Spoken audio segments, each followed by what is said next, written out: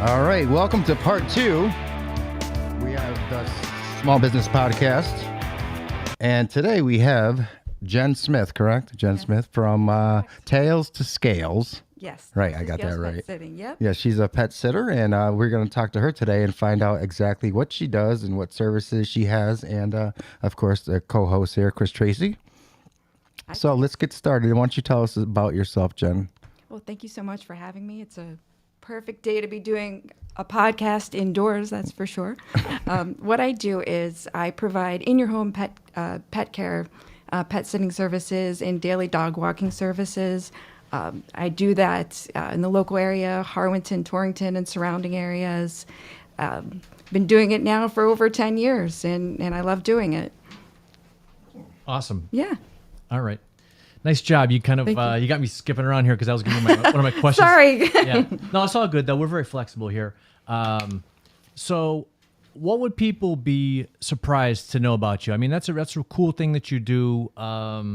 What's your spicy little thing that people would be like, wow? Well, what surprises a lot of people, and actually what it ended up surprising me, is that, of course, at first glance, what I do, oh, that must be so fun. You're outside all the time. You get to exercise. All of that is true. I was going to say, it's not fun? Come on. It is. It's super fun. Okay. It's great, and I love not being in an office all day. But one thing that's really surprised me is the fact that you are so involved in people's lives. You think that, oh, you're just going in to take care of their animals and then you leave. But I've been a part of so many good things, difficult things. I've been in people's birth plans where I get the call at midnight, we're going to the hospital. What? Can you come tomorrow and take care of the dogs? Because we're going to be there, for we don't know how long. Oh, now that I know that. Yeah, You should have never said that because I would be calling your ass up. Please you do. see the light bulb above? Yes, I did. I saw his eyes. eyes brighten up. Yeah, it's true. I would. I'm serious. So I know Jen's got a couple of cool stories she's going to share later down in the Sure. in the interview. But I know a few other people that have pet setting side hustles and businesses, and they do that. So what separates you from other people that do this type of thing? Besides your name. Besides that tongue twister, feels the scales. I think what sets me apart is the fact that this is what I do. I'm full-time, fully invested in doing it. I work hard at it. I've been doing it for so long. This isn't just a weekend thing for me where I go and, oh, will you come pet sit for me, and I come sit at your house on my phone all day. No, I'm involved. I'm doing the things that you'd be doing if you were there. So I think that's the most important thing. Yeah, that Not a is. side hustle. This Nope. is all you do full time. This is my job. Tails to scales. And you've been, It's a business. how long you been doing this, you said? Over 10 years now, actually, Oh, when I so do she's the math. well established, So, then. I've spent a lot of time. I invested in training, learning. Most of what I do is with dogs. Okay. And then cats, and then I have some interesting Well, dogs ones are along better the way. anyway, so. I have both, but Yeah, so I do too. I wasn't a cat person, but I have one now, and Yeah. I got forced into liking cats. so. yes. Yeah, well, You have to earn their love, actually. yeah. It's fun. Give us the full menu, all the different types of pets that you support. Now here's this has surprised me to learn this. Wait till you hear about the clientele that she serves. Well, obviously dogs, obviously cats, but I have some alpaca customers. I have some horse customers. I've taken care of reptiles, snakes, whatnot, chickens. Chickens, I honestly Chickens, are probably my like- least favorite. Oh, really? I thought you like. Oh, because you have to clean out the pens and stuff. Is that Yes, why? Oh. and with having outdoor pens, you get other uninvited guests into the Oh, pens. that's true. Like Yeah, I didn't rodents. think about that, yeah. Not my favorite. No. But You ever gotten bitten or anything like that? No, I've never gotten bit. Thank Better goodness. knock on wood. Go ahead. I know you had to say it, didn't you? No, I've never gotten bit, but there's always interesting things that happen along the way, and but thankfully not that. But I've had some near misses before. So, and put myself in harm's way between the dog I'm protecting or the dog I'm taking care of and maybe a loose dog or something like that. Oh, So, really? Yeah. It's not my favorite thing to do either, but you do what you need to do. And you get most of your business how? Most of my businesses actually ended up being through referral. Just it's no different than a babysitter, for your children, or daycare, something like that. Right. If you do a great job for somebody, they tell all their friends. Yeah, that's the way I believe too. Mm-hmm. How long did it take you to like get comfortable with, obviously, did you have a job before that? Well, we moved here from the Pittsburgh area, Western Oh, really? Pennsylvania, about 11 and a half years ago. And actually, I was a real estate agent there. Really? I was. Mm. And Do you still have your license? I don't. There's no reciprocity. I couldn't be a real estate agent anyways. I'm in the real estate business. Okay. I don't know how you guys did it. I couldn't do it. Well, there's a lot of ups and downs. Lived through the tough times in 2008, had the great times before that. But what's funny is that it actually sort of translates to what I do now in a way, because, when you're in business for yourself, we all work for ourselves. If you're not working and you're not doing a great job as a real estate agent, you don't make any money. You're It's right. the same thing. If I do a terrible job with this and don't provide excellent customer service, communication always is key. Right. Nobody's going to use you again. Right, exactly. So- yeah, that's a tough business to be into. But yeah, I would love to be in your business if I had the time. Well, if I'm looking to expand. Yeah, exactly. Branch out. Yep. Yep, that'd be great. I would love to do that. Yep.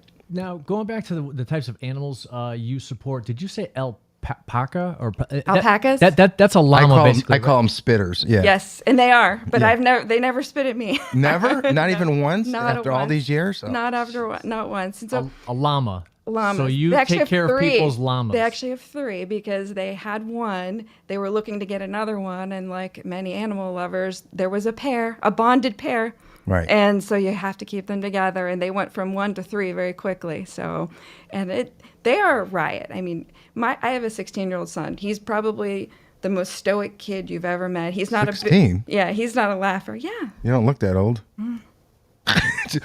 not that young. What does that I'm mean? 46. Still young. But so he's just he's sort of a very stoic kid, and he's not a big gregarious person. He's great at sports, but he's very low key when he's not on the ice or the field. And he came with me one time, and the three of them just kind of stroll out, and they all have that look on their face, that this little goofy faces, and he just busted out laughing, like on the ground practically, because they're just ridiculous. They're silly. I never understood Yeah. having one of those as a pet. What can you do with it? You can't play with an alpaca. Well, I mean, you can. You throw a ball. Well, after like I think it's 9 months, you can sell their fur. You shave Oh, them. oh yeah, you can make money off them. Yeah, that's I true. think it's more of an enjoyment thing. But And what can we can't play with it. no, really. they're just fun and interesting to look at, and it's sort of They are cute. they are cute. But And then they're similar to horse people that have horses. my daughter has Yeah. horses. Yeah. And are they? I don't know if they're on your property or if No, you- no. So people that have them on their property, horses, alpacas, they're on their own land. They're unique because they're people that don't go anywhere very often. They don't travel very often because they're so worried about their animals. So it's Right. a big deal. That's a big It's responsibility. a big deal to trust me with that. So I find myself sometimes actually, because I send a lot of pictures and updates to my customers when Which they're is away. a great thing, yeah. Of course, you want to see that. I actually find myself with some of them sending more updates and more pictures because they're so worried, and because it's a big deal for them to go away for a long weekend and Right. and trust. I mean, it is different that they're vulnerable. They're outdoors. They're in a pen. It's not like if a storm comes and a dog is tucked safely away in the house. There might be more to do. I mean, you got to bring them in. You gotta feed. Yeah. The heat, if it's too hot, if it's too cold, it's a lot more to think about. So, and Baling hay and all that stuff. they're not they're not cheap either. No, they're not. Yeah. Nope, not at all. I know you have horse. No, my daughter does, but yeah. So you understand. Yeah, it's very expensive. Yeah. Very expensive. So with that being said, I always thought it was like a horse. It's like a bragging right. It's like a conversational piece. Like, wow, you have a horse? Those are Yeah, expensive. it is. You know? Yeah. Like anybody can get a cat. Nothing against cats. But Right, right. if you have a horse, you're on a whole nother level, kind of, Yeah, it's true. I mean, it's expensive, and then it's also very time consuming because if you want to do it right, you have to spend time with them. If You gotta want board them, and yeah, that's a the farrier with the shoes and everything. So it's a big investment of time and money. So yeah. My daughter shows, so she Oh, does goes to, she? yeah, Canada. She's all over the place. Oh wow. Yeah, she's won plenty of awards and stuff like that. Yeah. What does she have? What kind of? Arabians. Okay. Yeah. So, but yeah, that's crazy. There's it's weird because it's a very slow sport. You know what I mean? It's not like barrel racing or nothing like that. It's Right. more like, now canter, now, stuff like that. That is incredible. When I've seen that done and witnessed it, it's beautiful. It's a lot of discipline. Yeah. It is. Yeah. That's not something you just go out and No. and do and go and ride. Yeah. My daughter's been riding for 20 years Wow. or more. And she still takes lessons. Mm-hmm. So you could, it's not one of those things you just, No, you have to hone the skills. How many animals do you got? At home? Yeah. I have a rescue dog and 2 rescue cats. Yeah. So yeah, mine too. I got my dog, first of all, which was a rescue. Some people Right. Oh, listen to this story. I know this is about you. No. But all right, so I'm a real estate photographer. So I went into these people's houses and they had this huge dog. I'm like, oh my God, he's like the greatest dog ever, sweet. And he gets giving me these puppy eyes and all that stuff. And I guess they're going through a divorce. And I said, oh, I'll take him, just joking around. They called me the next day, and this is when middle of winter, and it was 5 degrees out. She calls me the next day. She goes, we're going to take you up on that offer. He's outside right now. And this is out in East Haddam, which is an hour away from me. Right. And she's like, my husband doesn't want you to knock on the door. He's outside on the rope. Mind you, it's 5 degrees and snowing. I had no idea that they loved it. That's, anyways. So I try to get him in the car. He doesn't get in the car. He breaks loose. And this is like very ritzy neighborhood. So I'm going through the backyards of all these houses that have fountains in the yard. I'm like, great, they're going to see a black guy walking through this ritzy. And I'm like, I swear to God, I have a dog. It's right here. So I finally got him in the car anyways. So I got him home, and then he goes right into the snow, and he won't come inside. I'm like, dude, I just rescued you, So anyways, now I got him. So my wife is like, all right, can I get a cat now? I'm like, yeah, of course. I said, if I get a dog, you get a cat, whatever. Because I wasn't a cat person at all, but she's had cats before. So our neighbor goes, well, there's a cat that's roaming around and comes up to the door, starts meowing. Why don't you come over here? This is literally right across the street. And my wife said, looked at the cat, and next thing you know, we got a cat. So, That's how it goes. Are you sure she didn't plant the cat there? No, Oh, can we get a cat? Oh, there's a cat. I guess someone just dropped a box of cats in the Yeah, it neighborhood. happens. Yeah, Yep. and so people were taking them left and right. Yeah. Yeah, so, but anyways. Rescue dogs. That's actually your wheelhouse, I think, right? That's your specialty? It is. Yeah. It didn't start that way. I didn't go out seeking it, but they just kind of found me. I think I've discovered that a lot of people use in your home dog walking and then pet sitting services because, like I like to refer to them, their dog was maybe a dog daycare dropout, Yeah. beauty school dropout. Yeah, right. Maybe they were, aggressive. They bark too much. They Probably feel more comfortable at home anyway. I think they do too. Yeah. I think most dogs do. I'm not going to say 100% I'm anti-kennel. I'm not. I'd rather have my Yeah. dog sat than in the kennel. Absolutely. I do too. And that's actually sort of what led me to it. Is my own dog is a rescue dog. And when we got her, she was very sick. We had to nurse her back to health. We discovered a few weeks in that she was deathly afraid of men. So the thought of ever taking her to a kennel and there being a male worker, scared the living daylights out of me. Right. And, I could totally understand that. That kind of sort of led me to doing this. It started out as we just moved there. A couple neighbors met me. Oh, can you watch our dogs for us this weekend? And my husband says, well, you like doing it so much. Why don't you just turn it into a business? And That's low overhead. they're low to no, Exactly. with the exception of the gas prices. Right. Yeah, depending on where you travel. Yeah, right, so exactly. it's pretty, you don't have a retail storefront that you're worried about. You don't have a ton of employees. I have a couple people that do sort of back me up. But other than that, right now it's just me. Does anyone ever say, can you watch them at your house? Or is it all strictly at their houses? I do get asked that, and I did do that for a little while, but it just got to be, what happened was frankly, I got too busy, and I can't be there in the middle of the day, so what's the point of... Right, exactly. Yeah, I totally understand. And then it's, it's a wear and tear in your own house and everything. I do have one that stays with me, and the only reason she sort of gets a pass is because I've known them now I've known this person, and they got the puppy, and the dog's been in my house since she was 7 or 8 weeks old. So, okay. So, yeah. With her, she gets a pass. Little Ella. Did you ever have any bad stories, nightmares Oh, gosh. over the years? I'm sure you've had one or two. There's been, well, Whether it's bitten, escaped, anything. never escaped. Never escaped. I've never been bitten. I sort of have some, I'd say more stories that require a lot of patience on my part. Perhaps a heartwarming story. Do you got one that could beat his? Because that was pretty heartwarming. His story. That was very heartwarming. I mean, I've got several. I have a customer. It's an older couple, and they decided their hearts are very big. They decided to adopt a dog, and in their 70s, they chose to adopt a part hunting dog.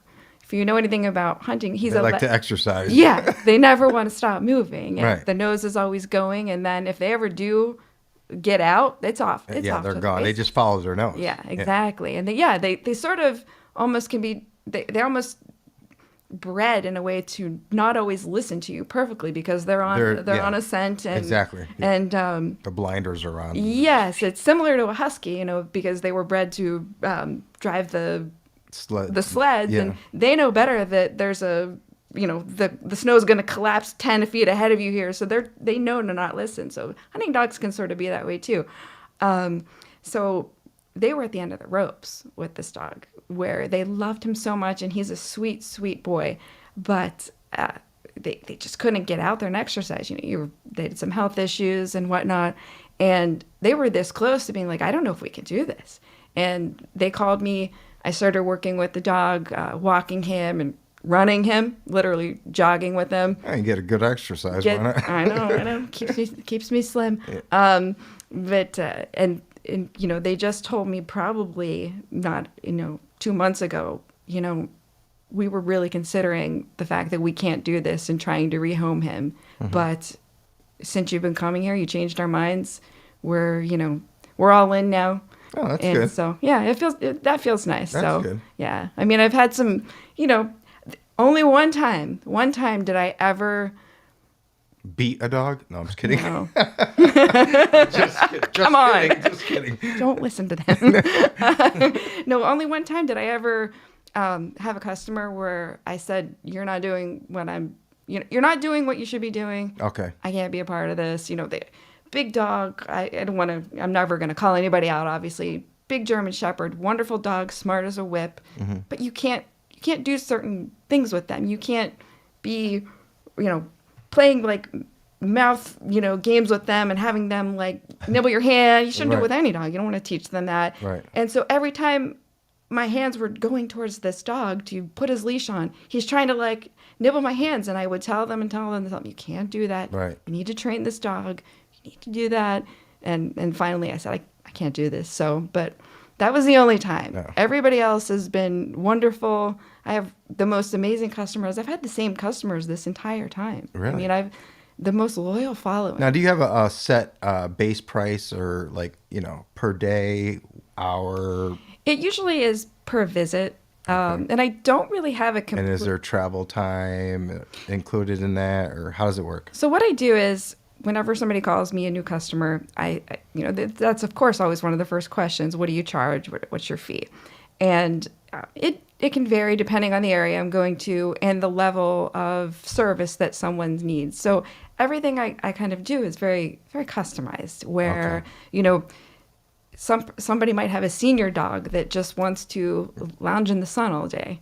And, you might have to give them some, it might be a medication or something like that, but that's pretty low key. But then there's, somebody else that's more, high level, where maybe the dog needs a little work on their healing on the leash. They're just high energy.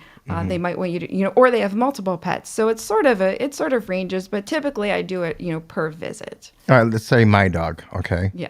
Really chill dog. You basically just got to let him outside and feed him. That's Mm-hmm. it. You don't have to, Because I have one of those invisible fences, so Sure. you can just let them go. What would you charge for something like that? Probably around 20 a visit. 20 a visit? Yeah. Oh wow, 20, that's very, very reasonable. Yeah, depending on the distance and everything, and that, to factor that in a little bit. But I try to be very concentrated. No, where I but work. when you say visit though, because my dog has to be fed 3 times a day.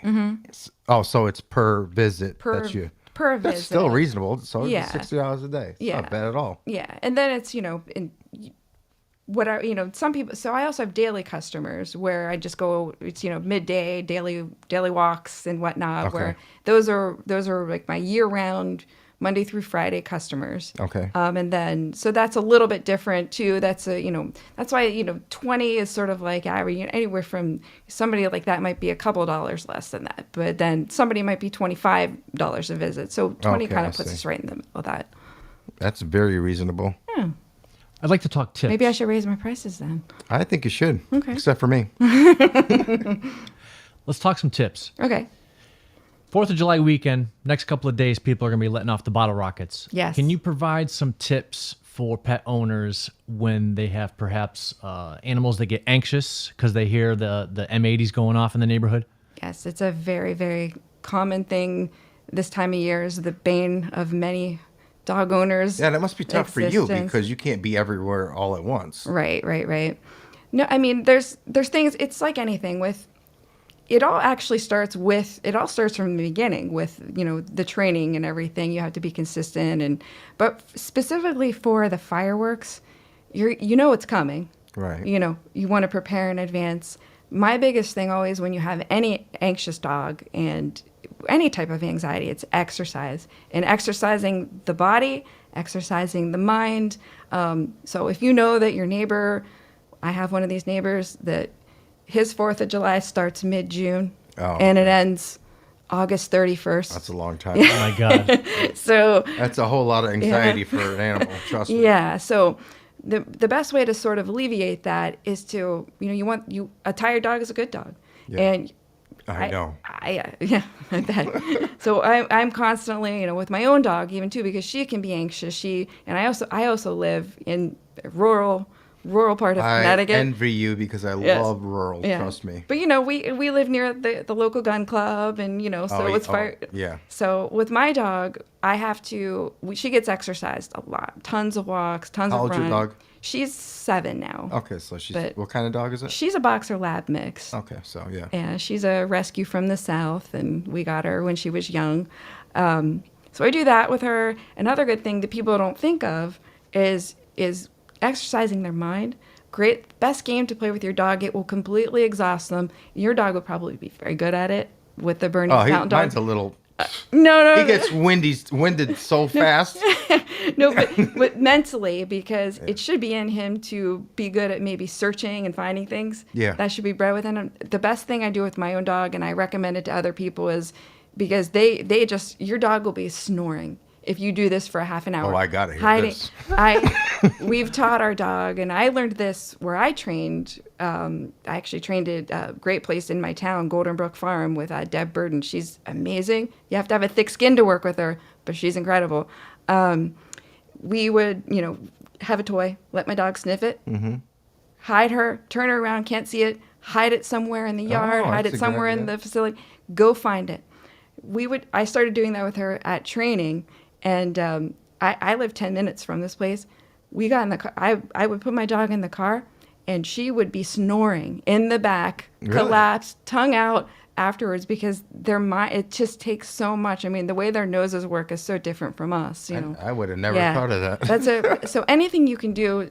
The best way to, you'll have other people tell you, give your dog CBD oil. They think it's like the cure-all for everything. I don't think it works all that well.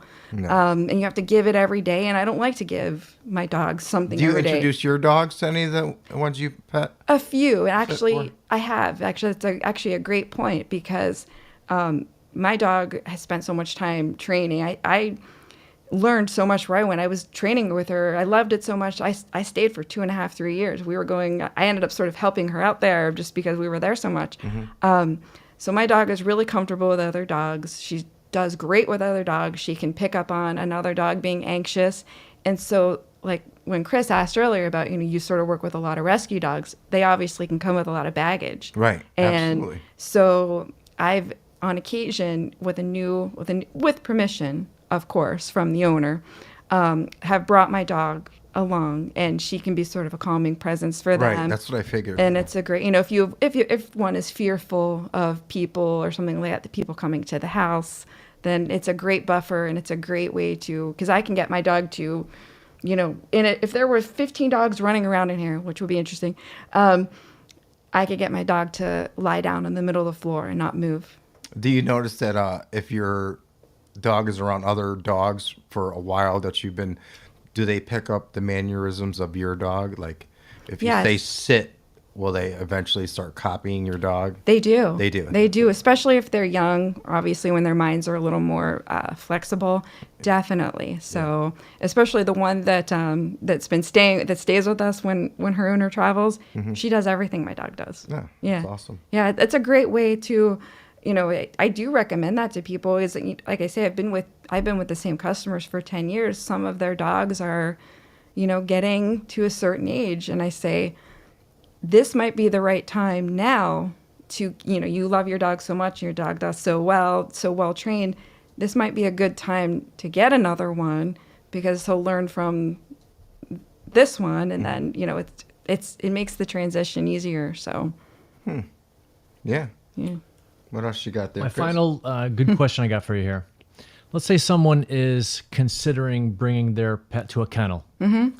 What are the top questions someone should ask the kennel before bringing their pet to them? That's a really, really good thing to ask, because Should we give you a minute?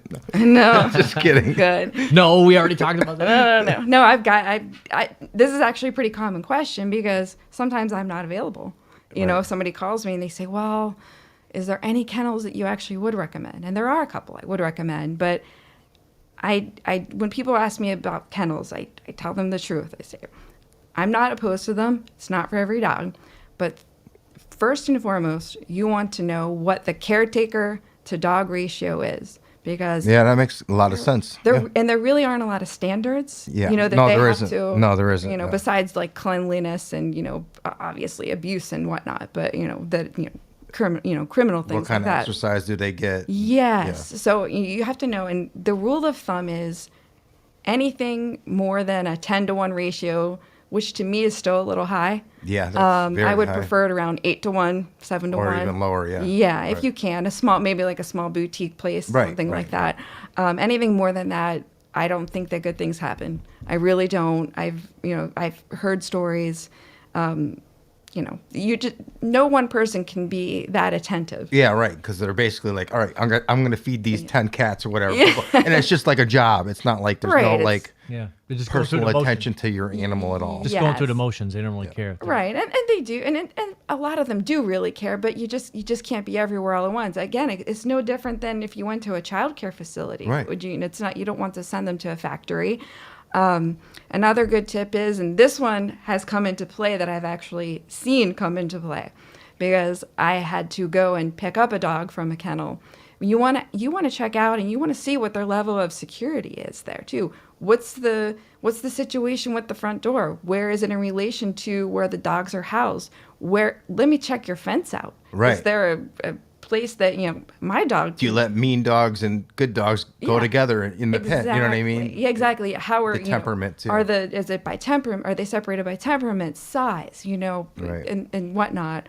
Some of them have cameras too, so you can check on your dog They at all do, times. and You know? I personally, if I were to ever have to take my dog to one, if that was the only option, it would definitely be somewhere. Yeah, with I'd even bring my own cameras. cam. I'm like, just Yeah. connect me to your internet. And then and to the point too of how much exercise do they get, how many times do they go out? Of course, you want to ask that, but you also want to check out, because oftentimes what happens is that at first glance you think your price is going to be this, and you've asked for the nature walk and this and that and the other thing, and all of a sudden Then your eyebrows are like, it costs half as much as your vacation cost.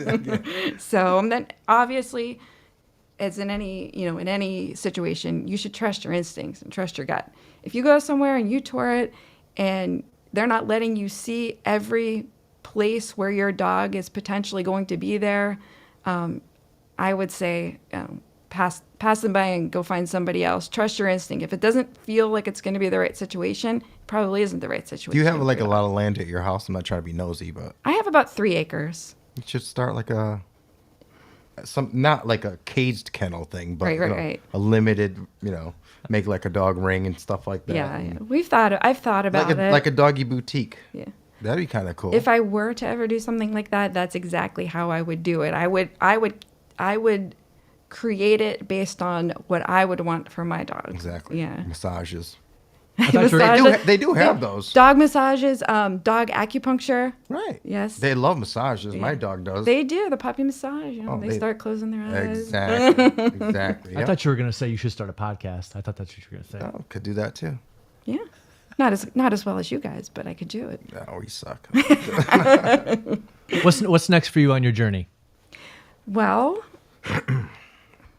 that's a great question, and I've kind of reached a point in my career doing this where, I'm thinking about the next step for me. I'm not going to be younger and agile and for the rest of my life here. I'm looking at maybe exploring another passion of mine and sort of maybe finding a way to loop this into what I do. Pet boutique. No, I've actually really for my own pets, I follow sort of a holistic approach with my pets and raw feeding for my dog. We don't do a ton of immunizations, bare minimum. And why not? I think that it's healthier for them to Build up their own immunity systems. build up their own immunity. And then actually, I had the experience with my own dog when we first got her. She had kennel cough, giardia, which is, bacteria in their intestines. That's not a good thing. Not a good thing, and it's very easily transmitted. And then she also had a mange problem. And we went to the vet. We tried the different medications. It didn't necessarily go as planned. And I did some research, and it's kind of how I got into doing it, was I researched a raw food diet for her. And I'm not saying she's always on it because Next business adventure. yes, that, and then I don't do the typical treatments for flea and tick. We just do garlic, apple cider vinegar. I wouldn't want to go next to your dog.